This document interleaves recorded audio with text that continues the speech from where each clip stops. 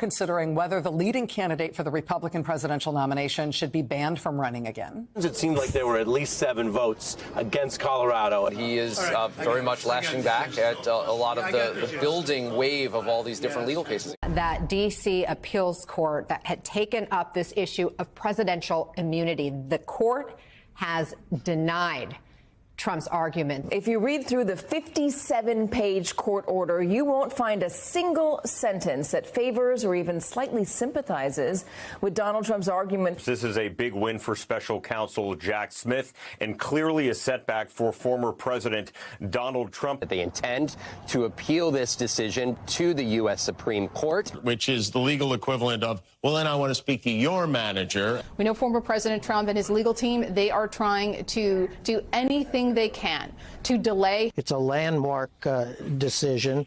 I felt pride that law still means something in this country. The law meant a lot across this week. These are precedents that matter a tremendous amount. As you saw in that kind of, oh, wow, we lived through it, but a lot happened, moments that we just showed you, even on Fox, even out in the culture, and many other ways you could measure it with a lot of other things happening in the country, from Super Bowl to the Grammys. These cases matter. Colorado had basically anti-Trump activists and other legal experts arguing that he should be struck from the ballot, basically potentially preventing him ever being elected if he's caught, booted off several states' ballots. And we have more on that big case that ended the week coming up later this hour. But we begin with what actually is probably, best we can tell, the most significant set of legal developments this week, which was Trump's criminal trial, which is now back on for those many plots to overthrow the election results culminating in January 6th.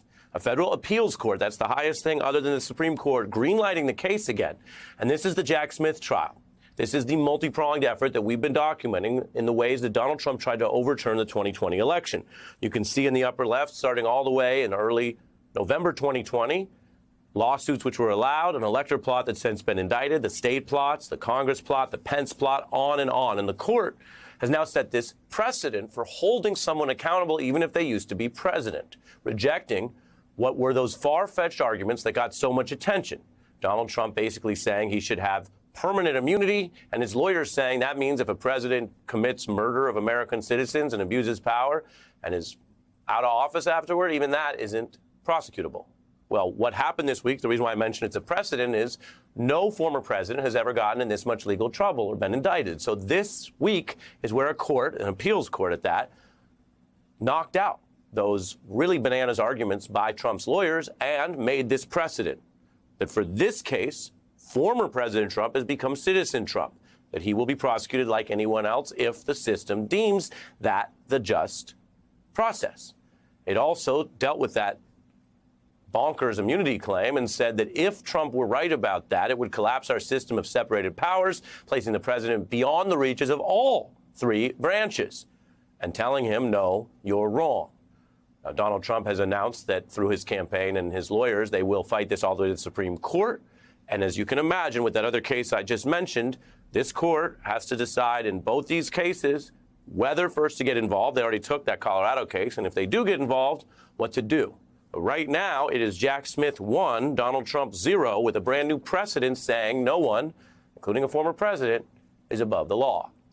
I told you this is a special we've been putting together, and boy, do we have special guests to lead us off. Andrew Weissmann is a former prosecutor in the Mueller probe, former FBI general counsel with experience on all these issues, and Dahlia Lithwick, senior editor and legal correspondent for Slate. Welcome to both of you.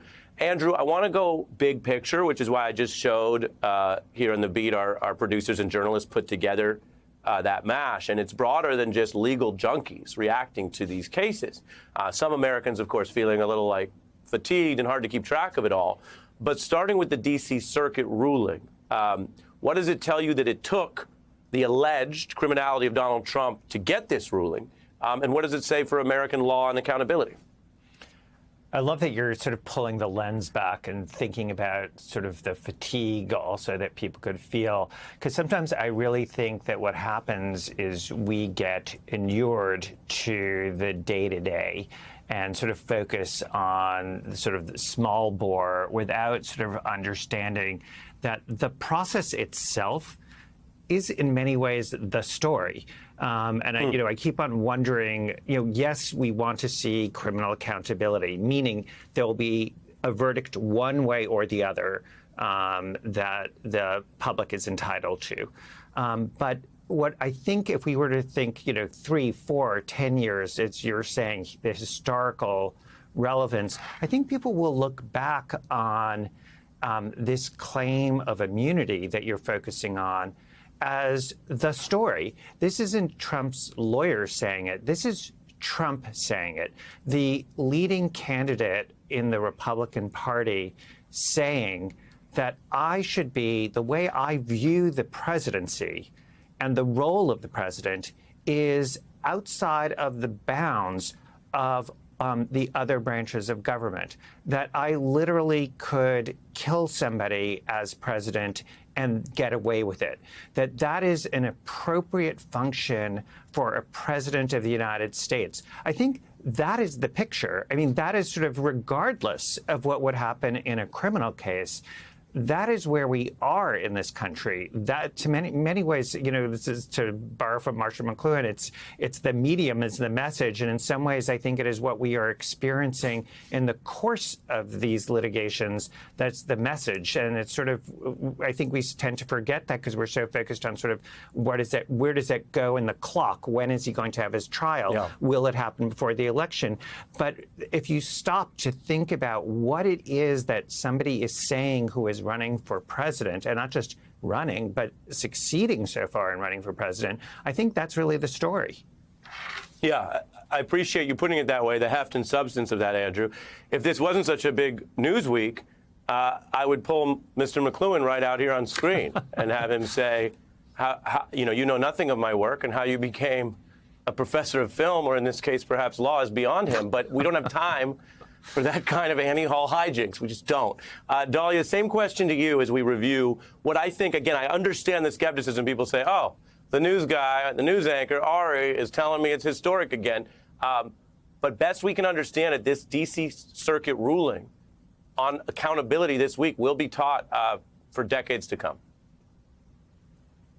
Ari, I think I would probably pick up exactly where Andrew just left off, which is every other institution has had its crack, right? We had an impeachment. We had a massive investigation and report. We've seen, a bunch of criminal cases filed, a bunch of civil cases filed. This, in some sense, is an historic week because this is when it all lands at the doorstep of the Supreme Court and the D.C. Circuit. In some sense, if we believe that institutions held in the last election and that they're holding now, this is the moment where we get to kind of ponder that as lawyers and people who watch the courts. And I think maybe my coda to that story is, this country is so obsessed with the arc of trials, right? Trials are, if you're a country that thinks about rule of law, if you're a country that thinks about accountability in any meaningful way, then this is an historic moment because we're seeing sort of the output of what a system of rule of law looks like. What does this come to? What does this mean? And I think that, and it goes to Andrew's point about time, we're doing this under a shot clock, right? We are obsessed with how many, convictions we can get. Can we get, him knocked off the ballot? And we're doing it through this lens, this very compressed lens of all this needs to happen before next November. And I think that is a really inapt way to look at the story of how trials work and how, the rule of law works. And so I think we're just in this very, very strange, and I agree with you, historic moment where it's kind of the court's turn to step in and other institutions have done their piece. And the anxiety around whether this can get done in time to print ballots or get done in time to have a felony conviction before an election, that's a little bit ancillary. That's an anxiety we're imposing, and we're very frustrated about that time. But I think that this is how the system works, and we are sort of standing in the midst of it, watching that play out. If it makes you feel any better, I have already put evac on alert. He's ready to go if it comes to that. General, I can assure you. Hey, General, let me into the war room to see you, so I had to hack my way onto this frequency. This better be critical, Wheelie. Sir, come on, when is it not, please? Okay, couple of things. I wanted low on the dough. I was thinking about taking a couple of months sick leave, maybe starting today. And, oh yeah, I intercepted a transmission from Megatron. Then send it through. Yes, sir, right away, sir. And so I was so damn weird, going on the other stuff. This is your last warning, insects.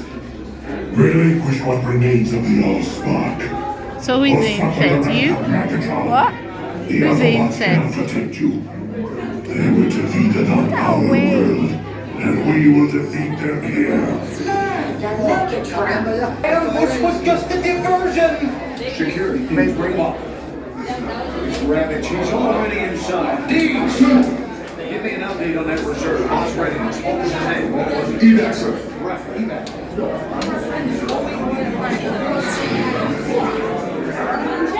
She's right in front.